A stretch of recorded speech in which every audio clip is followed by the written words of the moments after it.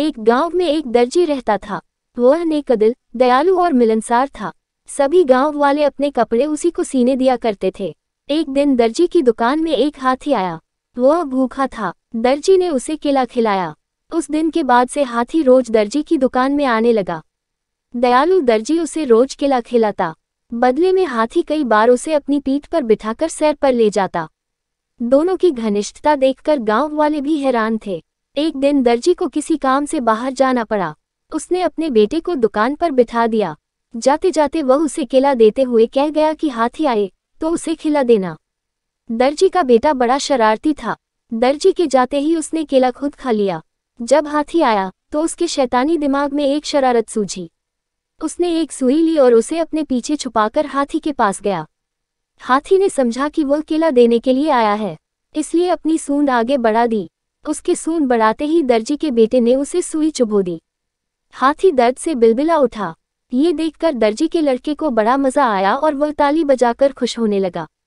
दर्द से बिलबिलाता हाथी गांव की नदी की ओर भागा। वहां जाकर उसने अपनी सूंड पानी में डाल दी। कुछ देर नदी के शीतल जल में रहकर उसे राहत महसूस हुई। उसे दर्जी के लड़के पर बड़ा गुस्सा आ रहा था।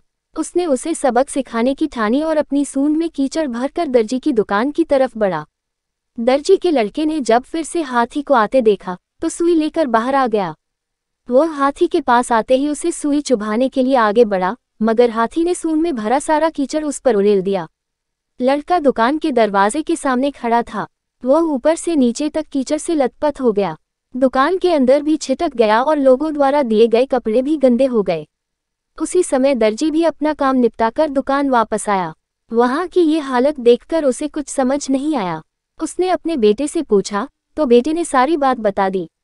दर्जी ने बेटे को समझाया कि तुमने हाथी के साथ बुरा व्यवहार किया है, इसलिए उसने भी तुम्हारे साथ वैसा ही व्यवहार किया है।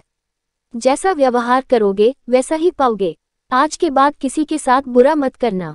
फिर दर्जी ने हाथी के पास जाकर उसकी पीठ सहलाए और उसे केला खिलाया।